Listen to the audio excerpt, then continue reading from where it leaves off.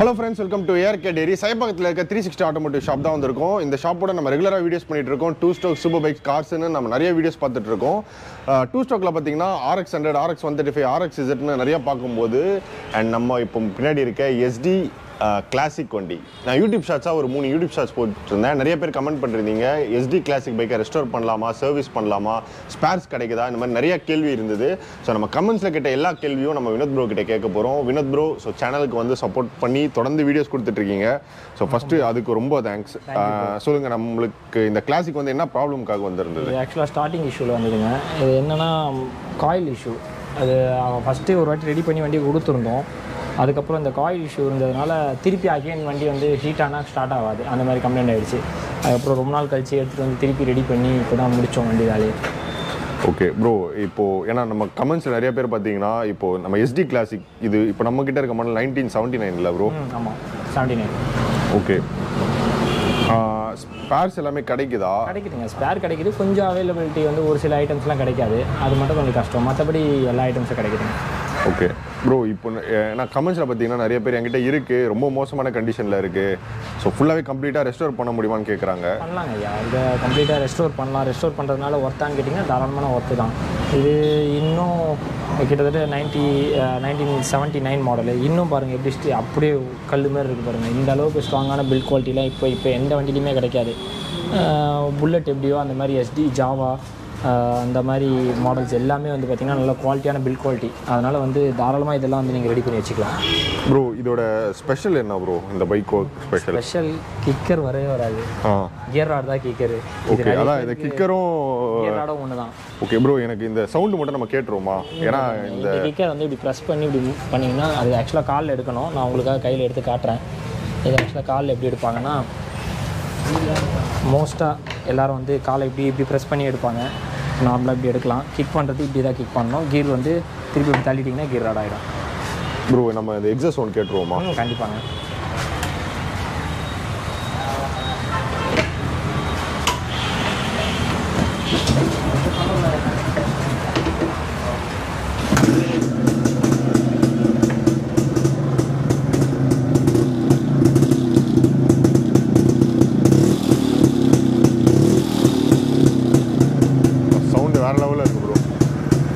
Dual எக்ஸாஸ்ட்னால உங்களுக்கு அந்த அளவுக்கு சவுண்ட் நல்லா எஃபெக்டிவாக இருக்கும்.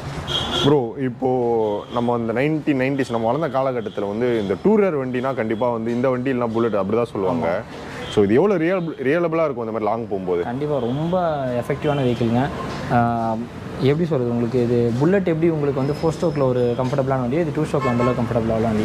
இப்போ RX வச்சுருக்கவங்க எல்லாருமே வந்து அதுக்கு முன்னாடி கம்பல்சரி இதை பார்த்துட்டு RXக்கு போயிருப்பாங்க. இந்த மாதிரி ஒரு பர்ஃபார்மன்ஸ் வண்டிலாம் வந்து அந்த டைமில் இந்த அளவுக்குலாம் குவாலிட்டிலாம் ரொம்ப வேறு லெவலுங்க. ஓகே ப்ரோ, வண்டியில் இப்போது இந்த மாதிரி 2 ஸ்ட்ரோக்கில் இருக்க கிளாசிக் இந்த YEZDI வண்டியில் என்னென்ன ப்ராப்ளம்ஸ்லாம் வரும்? ரெகுலராக ஃப்ளக்கு, கார்பரேட்டரு, ஓகே இதெல்லாம் கொஞ்சம் இதை அப்பப்போ பார்த்துக்கிறது நல்லதுங்க. இந்த வண்டியை பொறுத்த வரைக்கும் கார்பரேட்டரையும் ஃப்ளக்கையும் வந்து பார்த்திங்கன்னா ரெகுலராக செக் பண்ணிக்கிறது பெட்ரு. ரெண்டாவது மோஸ்ட்டாக வரது பார்த்திங்கன்னா நிறைய பேருக்கு வந்து ஃப்ளக் வந்து இந்த கார்பன் ஆகிடும், ஆயில் டெபாசிட் அதிகமாகிடும், அதுக்கப்புறம் வண்டி ஸ்டார்ட் ஆகாது, அந்த மாதிரி இஷ்யூஸ் வரும். அதனால் இதை வந்து ரெகுலராக அதை மட்டும் ஃபாலோ பண்ணிக்கிட்டாலே போதும். மற்றபடி இதில் ஆஃப் ஆகிற கம்ப்ளைண்ட்டு, ஸ்டார்டிங் கம்ப்ளைண்ட் இதெல்லாம் வரவே வராது. மோஸ்ட்டாக அந்த கம்ப்ளைண்ட் வராதுங்க. இப்போ YEZDI இப்போ கிளாசிக் இந்த வண்டியோட மெயின்டெனன்ஸ் ப்ரோ? மெயின்டெனன்ஸ் ஒன்றுமே இல்லைங்க. ஃப்ளக்கு, கார்பரேட்டர் கிளீனிங்க, அப்பப்போ வந்து செயின் கார்டை ரிமூவ் பண்ணி செயின் கார்டில் மட்டும் க்ளீன் பண்ணி போட்டுட்டா போதுங்க. மற்றபடி வேறு எதுவுமே இதுக்கு பெரிய மெயின்டெனன்ஸ் எதுவுமே இல்லைங்க. ஓகே ப்ரோ, கண்டிப்பாக 2-3 கேள்வி எல்லாருக்குமே இருக்கும். மைலேஜ் எவ்வளோ தரும்? மைலேஜ் என்னங்க ஒரு 35-40, maximum 30 to 40. Pro top speed? Pro top speed 110லாம் க்ரூஸ் பண்ணலாங்க தாராளமாக. 100 வரைக்கும் தாராளமாக க்ரூஸ் பண்ணலாம். ஓகே ப்ரோ, அதான் க்ரூசிங் ஸ்பீடை நீங்கள் ஒரு 100 பண்ணலான்றீங்க? நல்லா கண்டினியூவாக க்ரூஸ் பண்ணலாம். நீங்கள் ஒரு 100 வரைக்கும் தாராளமாக க்ரூஸ் பண்ணலாம். ஏன்னா நாங்கள் எங்களுடைய அனுபவமே இருக்குது. எங்களுக்கு வந்து நாங்கள் மைசூர் ட்ரிப்பு போயிருந்தப்போ எங்கள் கூட ஒரு YEZDI வந்து கண்டினியூவாக எங்கள் கூட க்ரூஸ் பண்ணிட்டு வந்தார். நாங்கள் எல்லோரும் 110 அப்படி க்ரூஸ் பண்ணுறோம், அவர் கண்டினியூ எங்கள் கூட 100லேயே க்ரூஸ் பண்ணிட்டு வந்தார். ஓகே, அதை நாங்கள் லைவாக பார்த்துருக்கோம். மைலேஜ் எவ்வளோ ப்ரோ தரும்? 35-40ங்க அதிகபட்சம். ஓகே ப்ரோ, இப்போ நம்ம யூஸ்வலாக புல்லட் நம்ம யோசிச்சாலே இப்போ வர வண்டிலாம் வைப்ரேஷன் கம்மியாயிடுச்சு. பட் என்ன இருந்தாலும் அந்த வைப்ரேஷன் இருக்கும். ஒரு 70-60 மேலே ஓட்டினாலே பயங்கர வைப்ரேஷன் இருக்கும். அந்த பழைய முன்னாடி 90s வந்த வண்டி சொல்கிறேன். ஏன்னா இப்போ நம்ம 1979 ஆல்மோஸ்ட் 1970s 80s வந்த வண்டி கிளாசிக். ஸோ இதில் வைப்ரேஷன் எப்படி இருக்கும்? இருக்குங்க, கண்டிப்பாக வைப்ரேஷன் இல்லாமல் இருக்காது. ஓகே, ஆனால் வைப்ரேஷன் தான் அந்த ஃபீலே இல்லை ப்ரோ இந்த வண்டி. கண்டிப்பாக இது ஃபீல் வந்து வைப்ரேஷனும் ஸ்மோக்கும் இல்லைனா இதோட ஃபீலே கிடைக்காது நமக்கு, ஃபுல் ஃபீல்லே ஆகாது. அதனால் கம்ப்ளீட்டாக வைப்ரேஷன் கண்டிப்பாக இருக்கும், இல்லாமலாம் இருக்கவே இருக்காது. வைப்ரேஷன் கண்டிப்பாக இருக்கும். அதெல்லாம் ஃபீல் பண்ணுறதுனால இதெல்லாம் இன்னும் கூட பார்த்தீங்கன்னா இந்த வண்டி ஓட்டுறவங்களாம் பார்த்தீங்கன்னா ஒரு 60, 65, 70, 70க்கு மேலே இருக்கவங்க, 65க்கு மேலே இருக்கவங்க ஓட்டுறாங்க நிறைய பேர். அப்போ அவங்க வைப்ரேஷன் அவங்களுக்கு வைப்ரேஷன் இருந்தால் ஓட்ட முடியாது இல்லைங்களா? ஆனால் இன்னும் அதை லவ் பண்ணி ஓட்டிகிட்டு இருக்காங்க. அப்போனா இதோட அந்த வைப்ரேஷன் தான் லவ் பண்ணுவாங்க. வைப்ரேஷன், ஸ்மோக்கு, அந்த பீட்டு, இதை தான் வந்து லவ் பண்ணுறது ஃபஸ்ட்டு இந்த வண்டியில். ப்ரோ இப்போது இந்த மாதிரி ரொம்ப மோசமான கண்டிஷனு ஃபுல்லாக கம்ப்ளீட்டாக ரெஸ்டோர் பண்ணோன்னா எவ்வளோ செலவாகும், எவ்வளோ நாள் ஆகும்? ஏன்னா யூஸ்வலாக இப்போ ஆர்எக்ஸ் அந்த மாதிரி நம்ம வண்டி எடுத்தாலே கொஞ்சம் டைம் எடுத்துருது ப்ரோ. ஏன்னா ஃபுல் பெயிண்டிங்கு நம்ம ஆர்எக்ஸ் இசட்டுக்கு நீங்கள் சொல்லியிருப்பீங்க நல்ல குவாலிட்டியாக. விஷயம் என்னன்னா இந்த வண்டியில் வந்து நிறைய ஐட்டம்ஸ், இந்த 4 இண்டிகேட்டர் பார்த்தீங்கன்னா புதுசு. பாருங்கள், கிட்ட காட்டுங்க, அப்போ தான் தெரியும் எல்லாருக்குமே. இந்த இண்டிகேட்டர்ஸ் பார்த்தீங்கன்னா 4மே புதுசு. இது போட்டு கிட்டத்தட்ட மலையில் நிற்கிது, ரொம்ப நாளாக நிற்கிது, மழை வெயிலும் நின்றுட்டுருக்கு இந்த வண்டி. ஆனால் இந்த இண்டிகேட்டர் எப்படி இருக்குது பாருங்கள். இந்த இண்டிகேட்டரோட காஸ்ட்டு 2500 ரூபாய். 4 இண்டிகேட்டர் 2500 ரூபாய். ஓகே, அப்போ பார்த்துக்கோங்க, இது நாங்கள் எக்ஸ்பெக்ட் பண்ணவே இல்லை. இதோட ப்ரைஸிங், அதாவது இது இல்லாமல் நார்மல் இண்டிகேட்டரும் இருக்குது. மெட்டல் இதெல்லாம் கம்ப்ளீட்டாக மெட்டல், பின்னாடி ஃபுல்லாகவே மெட்டல். இந்த இண்டிகேட்டர்ஸ் நிறைய பேர் வாங்கி போடுறாங்க இப்போது. அதனால் இதில் எக்ஸ்பெக்ட் பண்ணுறதே வந்து கொஞ்சம் ஹெவியாக தான் இருக்குது. ஓகே, நான் எக்ஸ்பெக்ட் பண்ண வரைக்கும் இது கொஞ்சம் கண்டிப்பாக ஹெவியாக தான் இருக்குது. இதில் கொஞ்சம் நம்ம ரெஸ்டோர் பண்ணணும்னா கம்ப்ளீட்டாக இந்த வண்டியை வந்து ரெஸ்டோர் பண்ணிட்டோம் அப்படின்னா கொஞ்சம் காஸ்ட் நல்லா எஃபெக்ட். ஏன்னா நம்ம டேங்க் எல்லாமே வந்து பாண்டிச்சேரியிலேருந்து வந்து பெயிண்ட் பண்ணி அமைச்சிருந்தோம். அந்த வண்டி ஒரு வண்டி அமுச்சு விட்டுருந்துங்க, அதுவும் நல்லா இருந்தது. ஸோ இந்த வீடியோ பார்க்குறவங்க நீங்கள் எஸ்டி பெயிண்டிங் பண்ணோம் அப்படின்னா கண்டிப்பாக டிஸ்கிரிப்ஷனில் நான் வீடியோ கொடுக்குறேன், கண்டிப்பாக செக் பண்ணுங்கள். ஸோ ப்ரோ இப்போ ரெஸ்டோரில் இந்த கம்ப்ளீட்டாக பெயிண்ட் பண்ணி இந்த மாதிரி ஒரு லுக் எடுத்துகிட்டு வரணும் அப்படின்னா எவ்வளோ ஆகும்? பெயிண்டிங் மட்டும் சொல்கிறேன், டேங்க்கு சைட் ஷீல்டுங்க. மற்றபடி இந்த கண்டிஷனில் இந்த வண்டி இருக்குது, இதே மாதிரி கண்டிஷனில் ஒரு வண்டி ஆக்கணும், ரொம்ப கண்டமாக இருக்குது அப்படின்னா இந்த கண்டிஷனுக்கு எடுத்துகிட்டு வரணும்னா எப்படி பார்த்தாலும் ஒரு 30 ரூபா 40 ரூபா கண்டிப்பாக செலவிடுங்க. ஓகே, ஏன்னா indicators, headlight, meter, hand bar, side mirrors, original levers, clutch lever, brake lever, front brake lever, pedal, back pedal, footrest, அப்புறம் டைல் லைட்டு, இந்த மாதிரி ஐட்டம்ஸ் அப்படியே போயிட்டே இருக்கும். இதுக்கு வந்து இங்கே பார்த்தீங்கன்னா கார்பெட்டர் ஓப்பனாக தெரியுது இல்லைங்களா? இந்த இடத்துல பார்த்தீங்கன்னா கார்பெட்டர் க்ளோசிங்க்கு ஒரு கார்டு ஒன்று வரும், அதையும் போட்டு க்ளோஸ் பண்ணிவிட்டால் உங்களுக்கு அது இன்னும் வண்டி பார்த்தீங்கன்னா பெரிய இன்ஜின் மாதிரி தெரியும்.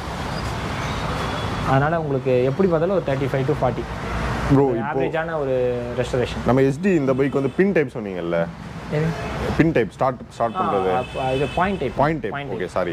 ஸோ அதை பற்றி சொல்லுங்கள். ஏன்னா இப்போ வர வண்டிக்கும் அதுக்கும் என்ன டிஃப்ரெண்ட்? இது எலக்ட்ரானிக் டைப் இல்லைங்க, எலக்ட்ரிக்கல் டைப். இது வந்து பாயிண்ட் கண்டென்சர் டைப்னு சொல்லுவாங்க. அது பழைய ஆளுங்களுக்கு கண்டிப்பாக தெரியும், எல்லாருக்குமே தெரியும். இப்போ எங்களை விட வந்து சீனியர்ஸ்லாம் இருக்காங்க இல்லைங்களா, அவங்களாம் வந்து இதை வந்து ரொம்ப ஈஸியாக ஹேண்டில் பண்ணுவாங்க. இப்போ எங்களுக்கு இதை ஹேண்டில் பண்ண கொஞ்சம் கஷ்டமாக இருக்குன்னா அந்த டைமில் நமக்கு வந்து இதுக்கு அடுத்த ஸ்டேஜ் பார்க்கணும், நம்ம அதுக்கு தான் த்ரோ பண்ணணுமே தவிர இது மேலே ஃபோக்கஸ் பெருசாக இருக்காது. அந்த மாதிரி இன்றைக்கி இருக்கிற ஸ்டேஜுக்கு நம்ம ஈஸிஎம் வண்டி ரீமேப்பிங் பண்ணணும், அப்படி அந்த ஸ்டேஜுக்கு தான் யோசிக்கிறாங்க இன்றைக்கி இருக்கிறவங்க.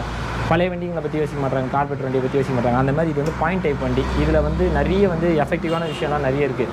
பாயிண்ட் கொஞ்சம் மைனூட்டாக மாறினாலும் வண்டி ஸ்டார்ட் ஆகாது, கரெக்டான பாயிண்ட் வரலன்னா கரண்ட் வராது உங்களுக்கு. அந்த மாதிரி விஷயம்லாம் இது நிறைய இருக்குது. அதனால் இது ரொம்ப மைனூட்டாக வேலை செய்ய வேண்டிய விஷயம். ப்ரோ இப்போ இந்த பாயிண்ட் டைப்பில் என்ன ப்ரோ அட்வான்டேஜ் இருக்குது? ஏன்னா இப்போ நீங்கள் சொன்ன மாதிரி அடுத்தது கார்பரேட்டரு இப்போ நீங்கள் சொன்ன மாதிரி எலக்ட்ரானிக் டைப்புங்க. இப்போ இதுக்கப்புறம் நம்ம எலக்ட்ரானிக் டைப் வந்து ரோட் கிங்கில் தான் இருந்தது. எலக்ட்ரானிக் டைப்னா உங்களுக்கு கீ ஆன் பண்ணிட்டு சிடி கால் டைப்பாக வந்து உங்களுக்கு வந்து எப்படி சொல்கிறது, உங்களுக்கு லைன் யூனிட் எல்லாமே வந்து மாறிடும் ரோட்டில், ரிலே வச்சு இந்த மாதிரி விஷயங்கள் தான் வரும் அதில். இது வந்து பாயிண்ட் டைப். இது வந்து அந்த காலத்து சிஸ்டம். இது கேசிங் கழட்டி காட்ட முடிஞ்சால் நான் கண்டிப்பாக கழட்டி காட்டுவேன். கேசிங்கில் பார்த்தீங்கன்னா பாயிண்ட் கண்டென்சர் டைப் தான் வரும். பாயிண்ட் வச்சு ஒரு கண்டென்சர் வச்சு வரும். ஒரு வாட்டி பிஸ்டன் டாப் வரப்போ ரோட்டர் வந்து புஷ் ஆகி அந்த இடத்துல வந்து ஸ்பார்க் ஆகும், கரண்ட் வந்து ஸ்பார்க் ஆகும். காயிலேருந்து பூஸ்ட் பண்ண பவர் வந்து பாயிண்ட்டுக்கு மாற்றி அங்கேருந்து கண்டென்சர் வழியாக வந்து நமக்கு ஃபுல்லாக வந்து ஒயரிங் கிட்டுக்கெலாம் மற்ற யூனிட்ஸ்க்கெலாம் லைன் வரும். ப்ளஸ் அது இல்லாமல் இக்னிஷன் காயிலுக்கு லைன் வரும். ப்ரோ இப்போ நம்ம ஜென்ரல் சர்வீஸ் வந்துச்சுன்னு வச்சுக்கோங்களேன், ஒரு நார்மலாக ஆர்எக்ஸ் வந்துச்சுன்னா ஒரு 2000 அந்த மாதிரி நம்ம வீடியோஸ்லேயே நிறைய சொல்லியிருப்போம் இதெல்லாம் நம்ம பண்ணுவோம் அப்படின்ட்டு. ஸோ எஸ்டியில் இந்த வண்டி வந்துச்சுன்னா ஜென்ரல் சர்வீஸ்க்கு வந்து நல்லா ரன்னிங்கில் இருக்குது. ஜென்ரல் சர்வீஸ் வந்தால் என்ன நல்லா செக் பண்ணுவீங்க? கண்டிப்பாக எவ்வளோ ஆகும்? இன்ஜின் ஆயிலுங்க, வேறு என்னங்க, இன்ஜின் ஆயிலுங்க, பிரேக்ஸுங்க, ஃப்ரண்ட் அண்ட் பேக் பிரேக்ஸு, அப்புறம் செயின் கார்டு, இதெல்லாம் கழட்டிட்டு ரிமூவ் பண்ணிட்டு உள்ளே க்ளீனிங்லாம் பண்ணி கொடுத்துட்லாங்க. ப்ளஸ் அது இல்லாமல் மற்றபடி இதில் பெருசாக வந்து வேலையே இருக்காதுங்க. ஸ்பார்க்கில் கார்பெட்டர் க்ளீனிங் இவ்வளோ தாங்க வேலையே. அதிகபட்ச செலவே பார்த்தீங்கன்னா ஒரு 1000 ரூபா அவ்வளோதாங்க வரும். 1000 ரூபா 1300 ரூபா. ஏன்னா ஆயில் ரேட்டு பார்த்தீங்கன்னா 250 ரூபா 300 ரூபா. ஃப்ளக்கு, கார்பரேட்டர் கிளீனிங்கு, நம்ம லேபர், அவ்வளோதாங்க. வேறு எதுவும் பெருசாலாம் வராதுங்க. அதாவது ஒரு ஜென்ரலாக ரெகுலராக யூஸ் பண்ணுறவங்க சர்வீஸ் கொடுத்தா. ஓகே. இது ரொம்ப நாள் யூஸ் பண்ணாதவங்க இருந்தாங்கன்னா பிரேக் ஷூ போயிருக்கலாம், வார்ம் கியர் போயிருக்கலாம், ஸ்பீடாமீட்டர் கேபிள், கிளச் கேபிள், இந்த மாதிரி ஐட்டம்ஸ் போயிட்டே இருக்கும். இதுக்கு பேக் பிரேக்கும் பார்த்தீங்கன்னா கேபிள் டைப் தான் வரும். இங்கேருந்து உங்களுக்கு ரூட்டிங் போய் கேபிள் டைப்பாக தான் வரும். அதனால் பேக் பிரேக் கேபிள் இந்த மாதிரி ஐட்டம்ஸ்லாம் வந்து மாற்றணுங்க. ஆனால் கிடைக்குதுல்ல ப்ரோ, பொருள் கிடைக்குதுங்க. நாங்கள் இப்போ இந்த வண்டிக்கு ரீசெண்டாக அதான் சொன்னோம் இல்லைங்களா, ஒரு வாட்டி வண்டி ரெடி பண்ணி கொடுத்தோம். அப்போ indicator, back brake cable, foot rest, front brake cable, brake shoe, அப்புறம் வந்து handle bar, lever, side mirrors, அப்புறம் இந்த ஃப்ரண்ட் இண்டிகேட் டூம் வந்து இதுக்கப்புறம் வந்ததுக்கப்புறம் மாற்றினது. இதுதான் பார்த்தீங்கன்னா அதுதான் நான் சொல்கிறேன். இண்டிகேட்டர் பாருங்கள், அவ்வளோ காசு வாங்கி போட்டோம், ரஸ்ட்டு பெருசாக இல்லை. டூம்லாம் கொஞ்சம் ரஸ்ட்டு வந்துடுச்சு. ஓகே. இந்த மட்கார்டும் வாங்கி போட்டது தான். இந்த வண்டியோட மட்கார்டு வந்து வேறு பிளாக் கலரில் இருந்தது. இதை வந்து வாங்கி போட்டோம். குரோமில் போட்டிருக்கீங்க? குரோமில் போட்டு வண்டி ரெடி பண்ணி வச்சுருக்கீங்க. இது ஆக்சுவலாக எடுத்துகிட்டு போயிட்டு அவர் வச்சு யூஸ் பண்ணிகிட்டே இருந்தார். நடுவில் கொஞ்சம் ஸ்டார்டிங் இஷ்யூ அடிக்கடிக்கு இருக்குது சொன்னார். அதுக்கப்புறமா எடுத்துகிட்டு வரதுக்கு டைம் இல்லை. உங்களுக்கே தெரியும் ஒர்க் ஷாப்பில் நிறைய ஒர்க் இருக்குது. அதனால் ஃபுல்லாக வண்டி எடுக்க முடியாமலே அப்படியே நின்று இந்த மாதிரி ரெஸ்ட் ஆகிடுச்சு. ப்ரோ, நம்ம நிறைய பேர் பார்த்தீங்கன்னா கமெண்ட்ஸில் வந்து சேல்ஸ்க்கு இருக்கான்னு கேட்பாங்க. இப்போ நம்ம ரீசெண்டாக 2 RX ZD போட்ட உடனே சேல் ஆகிடுச்சு. ஸோ இந்த மாதிரி எஸ்டி வண்டி வந்து உங்களுக்கு சேலுக்கு வருமா? யாராச்சும் சொன்னால் வருமா? கண்டிப்பாங்க. ஒரு ஜாவா ஒன்று சேல்ஸுக்கு இருக்குன்னு சொல்லியிருக்காங்க. வந்தோடனே அது வீடியோ போட்டுடலாம். ஓகே. எஸ்டி கிளாசிக் வண்டியோட ரைட் வீடியோ தாங்க பார்க்க போகிறோம். 1960s வண்டி அவங்க ரெஸ்டோர் பண்ணியிருந்தாங்க. அதில் பார்த்தீங்கன்னா லெஃப்ட் சைடு பிரேக் வரும், ரைட் சைடு கியர் வரும். ஸோ அது ஓட்டுறதுக்கு ரொம்ப கஷ்டமாக இருந்தது. என்னால் கரெக்டாக கால்குலேட்டே பண்ண முடியல. ஏன்னா நம்ம யூஸ்வலாக வந்து பிரேக் ரைட் சைடில், ஸோ நம்ம இருக்க வண்டி மாதிரி ஓட்டிட்டு அந்த என்ஃபீல்டுக்கு டோட்டலாகவே மாறும். அதனால் இப்போ நம்ம வினோத் ப்ரோ தான் ரைட் பண்ண போகிறாரு. நம்ம இப்போ டீ கடைக்கு போகிறோம்.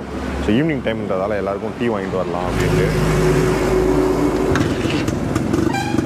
அண்ட் இந்த விண்டேஜ் பைக் வந்து ரெகுலராக கரெக்டாக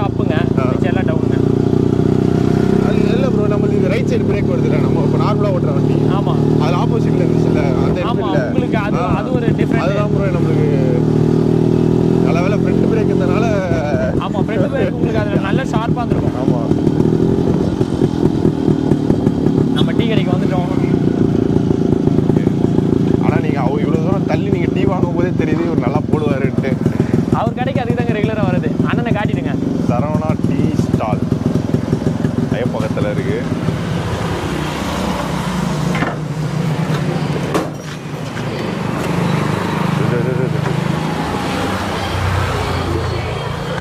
அண்ணா அருமையாக ஒரு 1.5 கப்பு டீ ஷாப்புக்கு.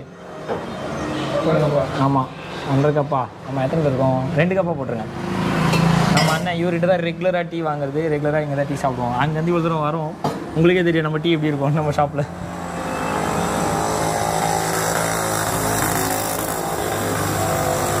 இந்த ஸ்கூலுக்கு போகிற மாதிரி இவங்க ஷாப்பில் நான் ரெகுலராக அட்டண்டன்ஸ் போட்டுட்ருக்கேன். ஸோ நிறையா வண்டி ரெடி பண்ணிகிட்ருக்காங்க. ஸோ ரிட்டர்ன் போகும்போது நம்ம ஓட்ட ட்ரை பண்ணுவோம். வாங்க ப்ரோ, என்னை நம்பி உட்காந்து உட்காருங்க. அவ்வளோதான் ஐயா. ப்ரோ ஸ்மூத்தாக தான் ப்ரோ இருக்குது கியர் ஷிஃப்ட்லாம். கியர் ஷிஃப்டிங்லாம் ஸ்மூத்தாக தான் இருக்கும்.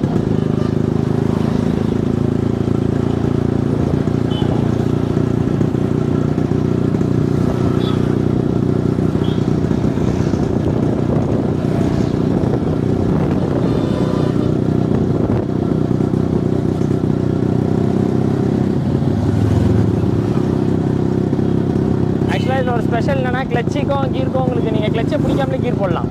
ஓ, எல்லா வண்டியும் போடலான்னு சொல்லுவாங்க, ஆனால் இதில் கிளச்சு பிடிக்காம கீர் போட்டாலும் உங்களுக்கு கியர் பாக்ஸ்க்கு எந்த டேமேஜும் வராது. ஆனால் அந்த கீர் மூவ்மெண்ட்டும் லாங்காக இருக்குல்ல ப்ரோ? ஆமாம், ப்ளே இருக்கும். ப்ளே ரொம்ப லாங்காக இருக்குது.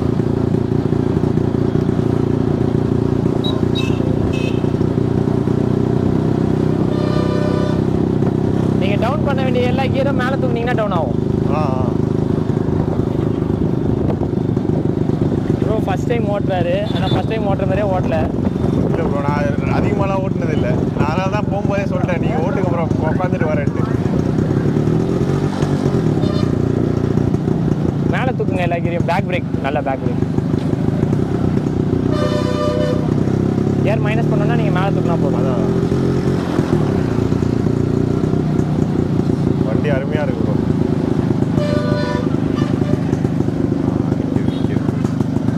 செம்ம ப்ரோ, தேங்க்ஸ் ப்ரோ. ஸோ உங்களால் தான் இந்த மாதிரி பெரிய பைக்னால இந்த மாதிரி விண்டேஜ் பைக் ஓட்டணும்னு ரொம்ப ஆசை. கண்டிப்பாக உங்களால் தான் எல்லாமே சாட்டிஸ்ஃபை ஆகுது. 1960s புல்லட் ஓட்டியாச்சு, இப்போ எஸ்டி 1979 எஸ்டி ஓட்டியாச்சு. ஸோ இன்னும் நிறைய பைக் வரப்போகுது, இன்னும் நிறைய ஓட்டணும் ப்ரோ. நிறைய வண்டி நீங்களும் ரெடி பண்ணணும். கண்டிப்பாக ப்ரோ. இந்த வீடியோ பார்த்துட்டு இருக்கவங்களுக்கு நம்ம எல்லா கேள்வியும் கேட்டிருப்பேன்னு நான் நம்புகிறேன். இல்லை நீ இந்த கேள்வியெலாம் கேட்கவே இல்லை, இந்த இன்ஃபர்மேஷன் எனக்கு வேணும் அப்படின்னா கண்டிப்பாக கமெண்ட்டில் சொல்லுங்கள். நான் 360 ஆட்டோமோட்டிவ் ஷாப்போட கேட்டு நான் உங்களுக்கு ரிப்ளை பண்ணுறேன். அதே மாதிரி உங்களுக்கு வந்து 2 ஸ்ட்ரோக் வண்டி, இந்த மாதிரி விண்டேஜ் வண்டி சேல்ஸ்க்கு வந்திருந்தது, நல்ல கண்டிஷனில் வந்திருந்தது அப்படின்னா கண்டிப்பாக வினோத் ப்ரோ நமக்கு இன்ஃபார்ம் பண்ணாருன்னா அதை நம்ம வீடியோவாக பண்ணுவோம். ஸோ நம்ம சேனலுக்கு முதல்ல வரீங்கன்னா சேனலை சப்ஸ்கிரைப் பண்ணிக்கோங்க. நான் 360 automotive shop address, map location, phone number எல்லா டீட்டெயிலும் இந்த வீடியோ டிஸ்கிரிப்ஷனில் கொடுக்குறேன். ஏற்கனவே உங்கள் ஷாப்போட நம்ம 2 ஸ்ட்ரோக் வண்டி சூப்பர் பைக்குன்னு நம்ம நிறைய வீடியோ பண்ணியிருப்போம். கண்டிப்பாக நம்ம சேனலை கண்டிப்பாக செக் பண்ணுங்க. YouTube shorts, full video, modified bikes இந்த மாதிரி எல்லாமே செக் பண்ணிங்க அப்படின்னா நம்ம 360 ஆட்டோமோட்டிவோட சேர்ந்து பண்ண எல்லா வீடியோஸும் நீங்கள் பார்க்கலாம். இதே மாதிரி இன்ஃபர்மேட்டிவான இன்னொரு பைக் வீடியோவில் மீட் பண்ணுறேன். By from ARK.